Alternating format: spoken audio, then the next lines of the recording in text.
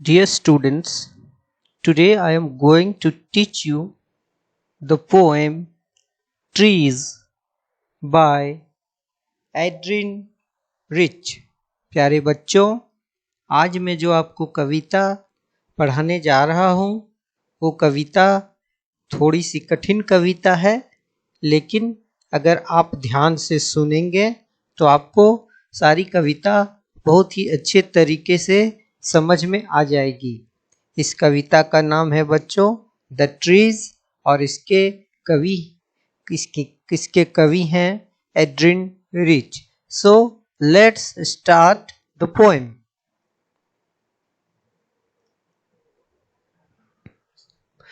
Before I start to teach you the poem, let me ask you some questions। प्यारे बच्चों, क्या आप बता सकते हैं कि do men and women enjoy equal status in our society?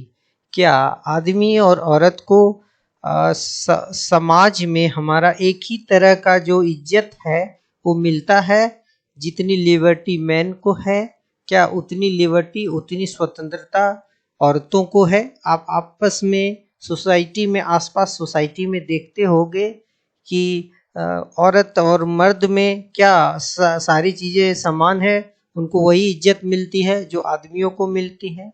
क्या वो उसी लिबर्टी से, स्वतंत्रता से काम में जा सकती है, अपने काम करने बाहर जा सकती है, बाहर घूम फिर सकती है जिस तरह से आदमी घूमते हैं या फिरते हैं?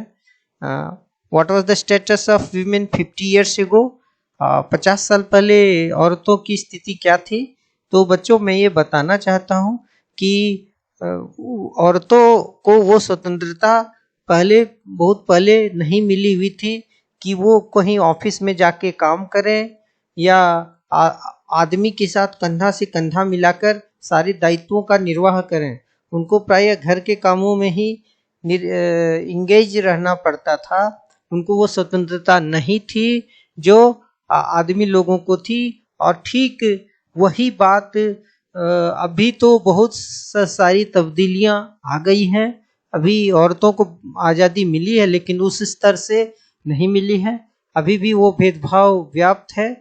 ये पोएम जो है ट्रीज, ये एक सिंबॉलिक पोएम है, सांकेतिक पोएम है। ट्रीज का मतलब यहाँ कुछ और होता है, और ये औरतों के आज़ादी की बात करता है, उनके स्वतंत्रता की बात करता है और उनके सम्मान की बात करता है। इसके कुछ बहुत ही हिडन मीनिंग है इस कविता में। चलो उसको हम बारी बारी से समझने की कोशिश करते हैं। उसके पहले जानते हैं कि कवि कौन है इनके।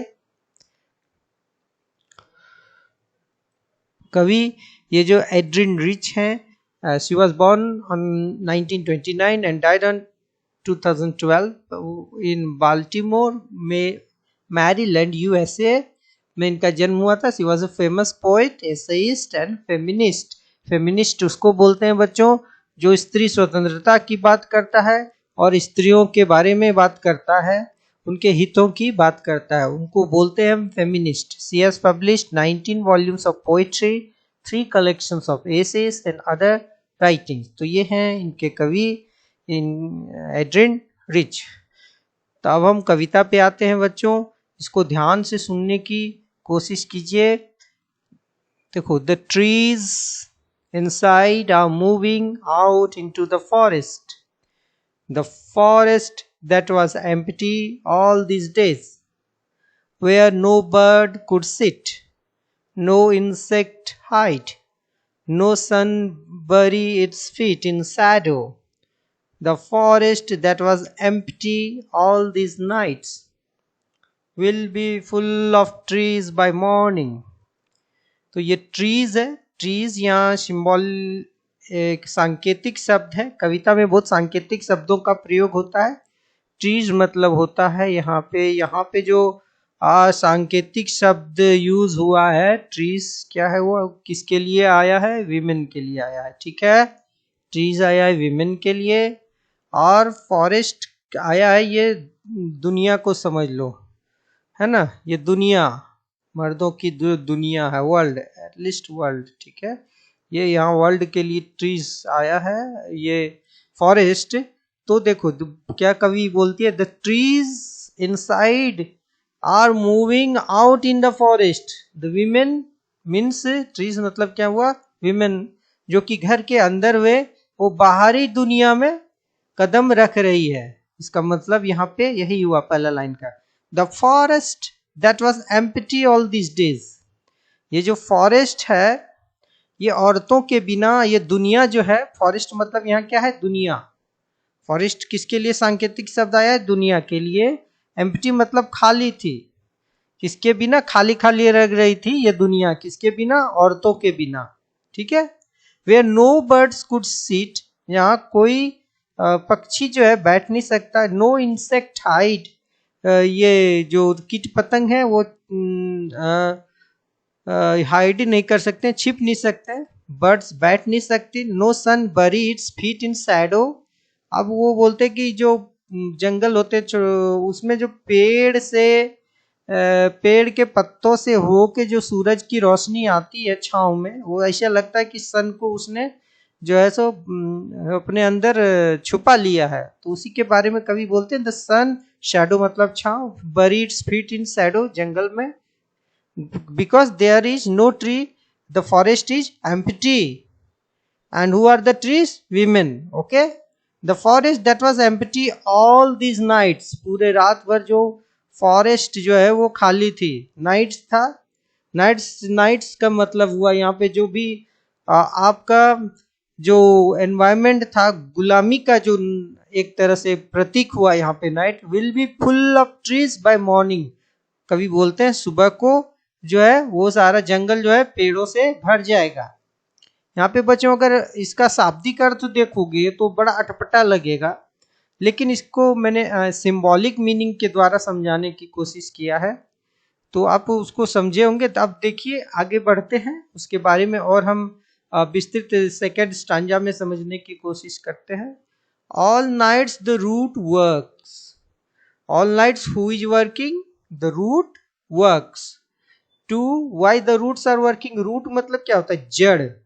जड़ यहाँ पे मतलब सिंबॉलिक आया कस्टम्स, ट्रेडिशंस, और ये जो कस्टम्स बेड़ियां जो है, कस्टम्स ट्रेडिशंस की, ये सारा गुलामी की जो बेड़ियां हैं वो सारे चीजों का प्रतीक है यहाँ पे रूट्स। तो बोलते हैं ऑल नाइट ये जो रूट्स जो है वर्क कर रहा है। To disengage themselves from the cracks, ये जो घर में क्रैक्स बना हुआ है क्योंकि ये पेड़ पौधे क्या कहाँ पे हैं, घर के अंदर में है। तो वो रूट्स जब तक वहां से ये कस्टम्स और ट्रेडिशन से अपने आप को आजाद नहीं करेगा रूट्स, तो क्या ट्रीज मूव कर पाएगा, क्या नहीं मूव कर पाएगा। तो ट्रीज को यानी कि वीमेन को मूव करना है तो उनको रूट्स को, उनका जो कस्टम्स है, प्रिवेलिंग ट्रेडिशंस है, गुलामी की जन बेड़ियों को उनको तोड़ना पड़ेगा। तो वही है रूट्स का यहाँ पे मतलब।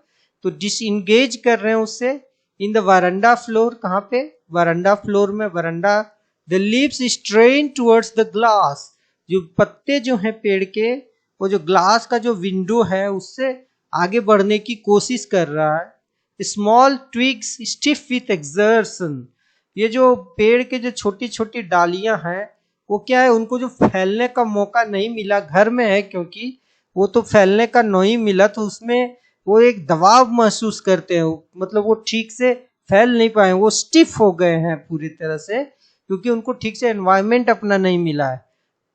Long cramped boughs सफलिंग under the roof, वो बोलते हैं बाउज मतलब डाली, पेड़ की जो डाली है वो जो क्रैम्प्ड डाली है क्योंकि वो घर के अंदर में है ना। Shuffling under the roof, roof के अंदर में दबे हुए हैं सारे जो है, क्रैम्प आ गया है वो डाली में, और वो जो डाली है वो दबे हुए है।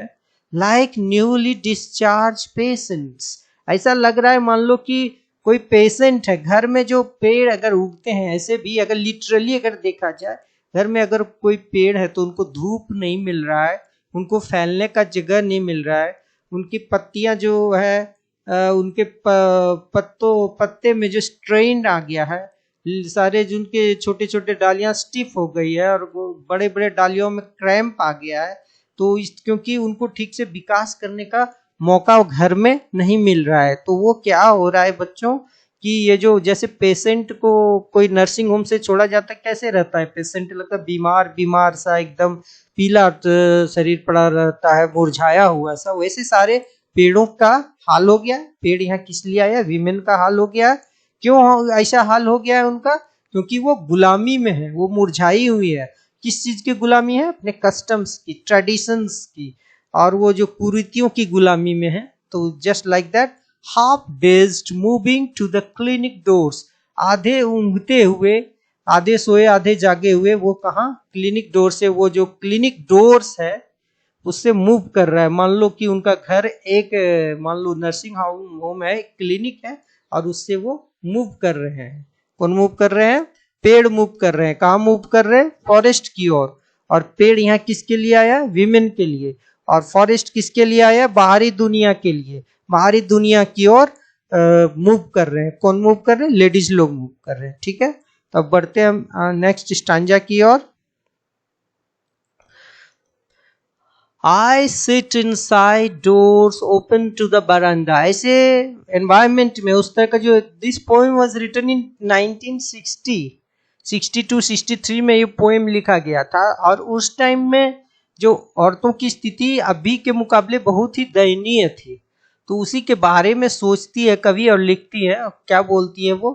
I sit inside, मैं अंदर घर में बैठी हुई। I here stands for the poet, doors open to the veranda, और डोर्स मेरा जो है बरंडा की ओर खुला हुआ है। Writing long letters, the poet is writing long letters, बड़ी बड़ी चिट्ठियां या कुछ लेख वगैरह वो लिख रही हैं। इन विच आई स्कार्सली मेंशन द डिपार्चर, ये जो बदलाव है इसको कभी मेंशन नहीं कर रही है।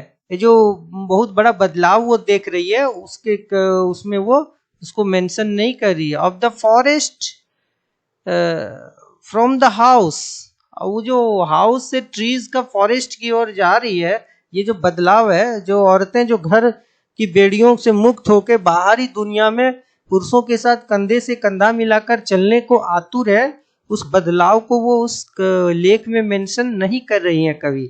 द नाइट इज फ्रेश, कवि बोलती है कि नाइट जो है बहुत ही ताजगी भरा है, रात।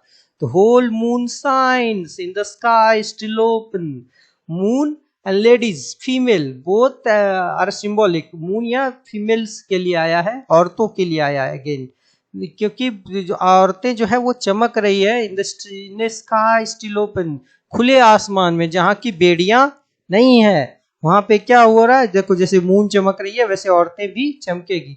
The smell of leaves and lichen still reaches like a voice into the rooms, और जो स्मेल है पत्तियों की, लाइकन मतलब छोटे छोटे जो फंगाई वगैरह रहता है, वो हरा हरा रंग का आप देखते होंगे, मॉसेस वगैरह, वो लाइकन के स्मेल है वो उनके रूम में आ रही है। मतलब उनको सुनाई दे रहा है बदलाव। एक कभी वो महसूस कर रही है कि ये समाज बहुत ही बदलाव की ओर जा रहा है। विमेन को आज़ादी, ये कस्टम्स और ट्रेडिशन से आज़ादी मिलने वाली है। My head is full of whispers, कवि के दिमाग में तरह तरह के आइडियाज आ रहे हैं। उनके आइडियाज जो है विस्पर कर रहे हैं, धीरे धीरे उनके जो आइडियाज हैं वो धीरे धीरे आवाज कर रहे हैं। इतने सशक्त आइडियाज हो गए हैं। विच टुमारो विल बी साइलेंट, वो बोले आने वाला कल क्या शांत रहेगा? एक बड़े खलबली मचेगी, पूरे दुनिया में एक बदलाव आएगा। वही वो बोल रही है, will tomorrow will be silent, listen the glass is breaking. This is the most important line of this poem. ये जो ग्लास है, ग्लास जो घर का ग्लास तो ब्रेक हो रहा है, जिस घर में पेड़ वगैरह है वो तो ग्लास ब्रेक हो रहा है, और क्योंकि पेड़ सारे फॉरेस्ट की ओर मूव कर रहे हैं। लेकिन इसके अलावे भी जो जो ग्लास है ये क्या है? बेड़ियों का प्रतीक है, ट्रेडिशंस का प्रतीक है, गुलामी का प्रतीक है, इलिटरेसी का प्रतीक है, ये जो इनइक्वालिटी का प्रतीक है। ये जो ग्लास विमेन का जो बेड़ियों से बना हुआ वो क्या है? टूट रहा है। The trees are stumbling forward, means the women are moving forward into the night, wind rush to meet them, हवा उनको स्वागत कर रहा है। The moon is broken in like a mirror, और जो ऊपर में जो चांद है, चांद जहाँ पे चमक रहा है, मान लो यहाँ पे पेड़ है, ऐसे करके यहाँ पे पेड़ है, और ये पेड़ के रोशनी से ऐसे करके अगर हम मून को देखते हैं यहाँ पे खड़ा होके, तो ये पत्ते से देखते हैं तो ऐसे क्या, पत्ता जब हिलता है तो ऐसा लगता है कि मून जो है वो ब्रेक हो रहा है, टूट रहा है। तो वही उसी सिंबल को वो कवि कवि यहाँ यूज कर रहे हैं कि the moon is broken like a mirror, शीशे की तरह टूटे, into pieces flash now in the crown of the tallest oak. अब बोले ओक ट्री के टॉलेस्ट में क्राउन की तरह वो दिख रहा है। तो ये पूरा कविता का मतलब यही है कि एक सिंबॉलिक कविता है बच्चों, और इसमें औरतों की आज़ादी की बात की गई है अलग अलग सिंबल से, अलग अलग जो है फिगर ऑफ स्पीच से, अलग अलग चित्र दिखा के कवि ने इनडायरेक्टली बात किया है इस कविता में। What's the poem all about? अब बताओ बच्चों कि ये कविता किस चीज के बारे में है। ठीक है, ध्यान से इसको मैंने जो बताया उसके बारे में सुनो और बताओ। अब मैं बताने जा रहा हूं आपको ये कविता किस चीज के बारे में। The poem relates to women emancipation. ये जो इमेंसिपेशन मतलब आजादी, मुक्ति, औरतों की मुक्ति की बात करता है ना। Trees here stand for the women. Trees किसके लिए आया है? औरतों के लिए आया है। The poet points out that A change is taking place in the world. The women who were inside the house are moving out and entering into the male-dominated society. ये जो वर्ल्ड था वहाँ मेल डोमिनेटेड सोसाइटी का प्रतीक था कविता में। The world so far was deprived of beauty. ये जो दुनिया है जो जो वुमेन की ब्यूटी से डिप्राइव्ड थी, क्योंकि they were enslaved in the houses, they were confined to the houses, to the into the four walls of their houses. They can't move, they can't do work. वही बोलते हैं कवि में पहला लाइन स्टांजास में, no insect could hide, no birds can sit, all are symbolic of women's emancipation. तो औरतों की आज़ादी के बारे में ही बता रहा था कि किस तरह से दुनिया जो है खाली है औरतों के बिना। The world women were not there, but now the women are trying hard to emerge out. women जो है आगे बढ़ने की कोशिश कर रही है। ये comprehensive questions है, देखो इसमें है कि my head is full of whispers which tomorrow will be silent. Listen, the glass is breaking, the trees are stumbling forward. तो इसमें मैंने questions दिया है, who is the poet of the above stanza, whose head is full of whispers, who are stumbling forward. तो ये question है, इसका answers देखो यहाँ पे। अर्जुन Rich is the poet of the above stanza, the poet's head is full of whispers, the trees are stumbling forward. तो इस तरह से आज ये कविता समाप्त होता है। इससे रिलेटेड लिटरेरी डिवाइसेस का इसमें बहुत सारे प्रयोग किए गए हैं, और समरी और क्वेश्चन आंसर, एक्सट्रैक्ट बिट और क्वेश्चन आंसर्स, उसको मैं डिस्क्रिप्शन बॉक्स में पीडीएफ फाइल में आप करके लिंक डाल दूंगा, उसको आप देख लीजिएगा। ठीक है, ध्यान से सुनने के लिए आप सबों का बहुत बहुत धन्यवाद। Thank you. Have a nice day.